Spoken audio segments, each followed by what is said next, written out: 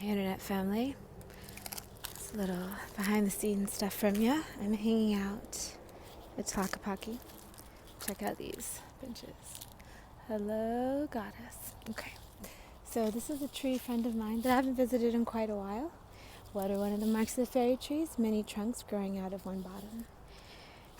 Anyway, as I've been stepping away from aspects of belief that I believed for various reasons and feeling more into what's true for me, this is what I feel like is going on. This is what I've seen in friends and through conversations and stuff. Let's see, where to even start? This is such a huge concept. So when we think about being in a new earth, when we think about big change happening, I think that the way that it happens is that we each hold our own space and then we link up with others holding their spaces. And I feel like my personal opinion, and I'm not trying to convince anyone, is that we are building a neighboring universe to the current one that we've come up from. And we have different value sets. We have we have different way that we want to live our life. And I don't believe in killing an old system to start a new system. In fact, I'm more into figuring out ways to grow within symbiotically, because even though you take up the same space, you can be in different dimensions. I mean, how many of us grew up in the same house as our siblings and had completely different experiences?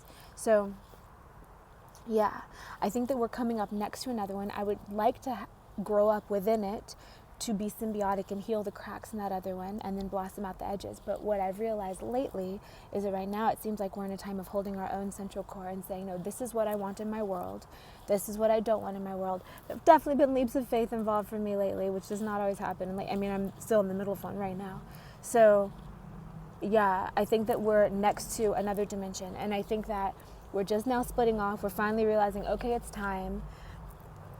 I find that I can no longer even pretend on any level to be in a hierarchical structure. I just am out instantly, because whatever this other paradigm is coming in works in a different way. It just works in a different way. And so we're feeling our way into it and brainstorming it. Things like, for instance, eco-villages, which with coinage, are so much less expensive to build than normal houses. Everyone wants it. We're still waiting to take the first steps forward. I am too. I know I'm likely wanting to be one of the pioneers of this, but all the things haven't fallen into place yet. There are many people already doing it, but there are also so many more who want to, who just don't know how, who don't feel empowered about it. And so that's one thing. Then what would you need in those places? Well, you would need builders, you would need people to grow the food, to take care of the land, to watch the children, to guide in different ways, to create things, to engineer how different things work, and to do it in such a way that it doesn't have to crush the old system. Whoever wants to be in the old system can, but creating spaces around ourselves with a new system can exist as well.